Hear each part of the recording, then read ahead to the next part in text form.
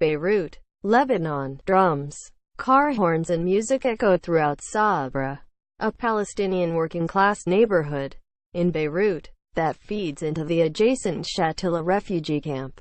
On any other day, the noise could have been mistaken for a wedding or a graduation.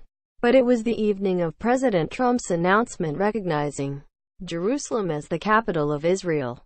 The move, which Mr. Trump called a long overdue step to advance the peace process, has set off a wave of rage throughout the Palestinian community and the wider Arab and Muslim world. Here in Beirut, the reaction in the first days after the announcement was focused in secluded Palestinian enclaves like Sabra. Youths on mopeds are dangling out of car windows, zipped through the streets, waving Palestinian flags and chanting, "Jerusalem is Arab, Jerusalem is Arab." Quote, "Raise your coffee, yeah." The now legendary nationalist song by the Palestinian singer Muhammad Asif blared from speakers, intermingling with chants that echoed through narrow alleys.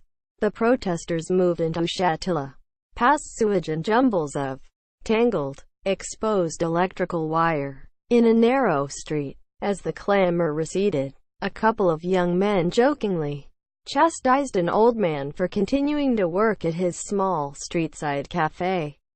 "Listen, we're over here trying to ignite a revolution, and you're over there making coffee," one of the men called.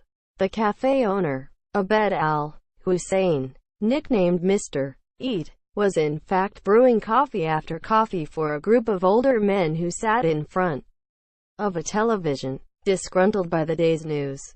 "I wish we never had to hear about America," said Mr. Eat as he tamped an espresso. "I don't understand why America has so much say in our affairs." Quote, "If there were ever a time for another intifada, or uprising," he said, "it would be now. The Israelis have always oppressed us. But they always knew that if they went too far, there would be international repercussion." He added, "Now, with this decision, Israel and the Zionists know they can do whatever they want and get away with it." Quote, "More than 450,000 million registered Palestinian refugees worldwide live in exile in Lebanon. 69 years after they were driven from what is now Israel during the war over its founding. Palestinians generally see Mr. Trump's announcement as the final breath of a long stagnant peace process and a threat to any future Palestinian state with East Jerusalem as its capital. But for refugees, it also means compromising their right of return to their families' original homes in the West Bank, Gaza or Israel. That right of return is particularly important for Palestinians here. Despite nearly 70 years of presence in Lebanon, the stateless refugees live under harsh conditions. They do not have the rights afforded to Lebanese citizens. They are barred from over 30 professions, including white-collar jobs in fields like medicine, law, engineering, and education. They cannot own property or attend public schools, and they are not protected by labor laws. Those who are not able to leave reside in tight, overcrowded camps, which over the decades have become overcrowded urban concrete block neighborhoods. Residents expand their living spaces vertically, building above each other, because the camps cannot legally expand beyond their allotted space. The Lebanese government maintains that to improve living conditions for the Palestinians would compromise their eventual right of return by allowing Israel to argue that they have assimilated in new homes. But the reality is more complicated and relates to Lebanon's troublesome history with the Palestinian refugees, long suffering from sectarian tension. Lebanon underwent 15 years of civil war that many believe was exacerbated by the presence of the Palestinians, most of whom are Sunni Muslim, the tipping of the sectarian balance. In addition to the Palestinian leadership's move to Lebanon from Jordan in the late 1970s, prompted nationalist fears and aggravated the war. Even Mr. Eat, whose nickname comes from the Arabic word for holiday because of his persistent cheer, is tired of life as a Palestinian in Lebanon. "Life is miserable," he said, "with no work and no protection. If someone were to ask any one of us, 'Do you want to go back to your homeland?'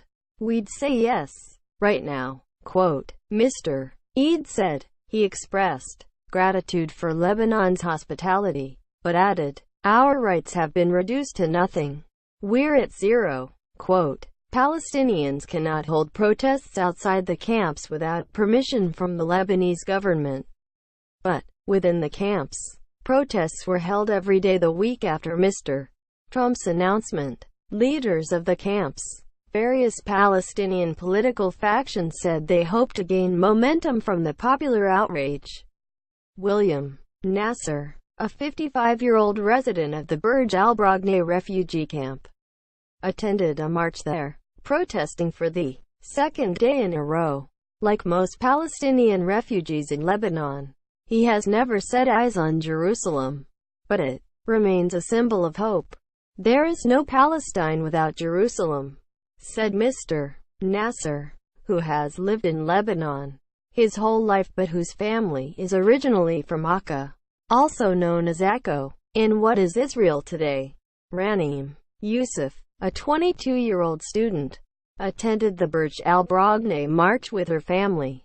"It's true that we can't go out and do anything," she said, "but we're the youth of Palestine and we have no way of getting our voices out except like this." Quote, Lebanese citizens later did their share of protest. Leftist parties organized a demonstration near the United States Embassy, and Hezbollah held an even larger one in southern Beirut. But there were always, in the background, reminders of Palestinians' insecure place in Lebanon.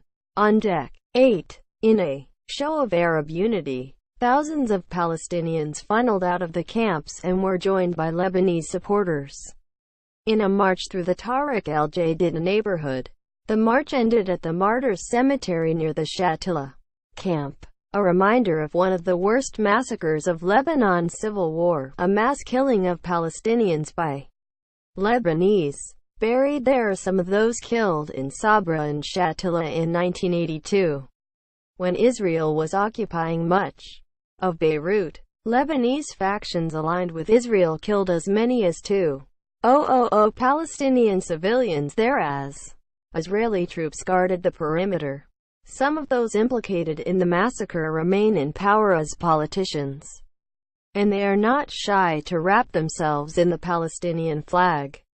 One of many members of parliament who rose to denounce the Trump declaration was Sethrida Georgia, whose husband, Samir, is accused of taking part in the killings.